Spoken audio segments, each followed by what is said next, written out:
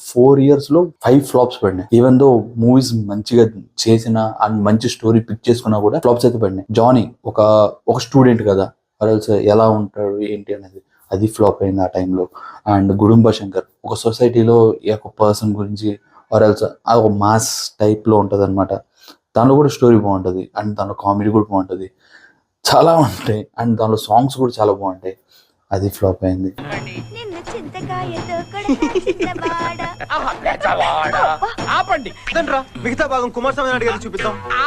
దాని తర్వాత బాలు ఒక మాఫియా టైప్ ఉంటది అనమాట, అది కూడా ఫ్లాప్ అయింది.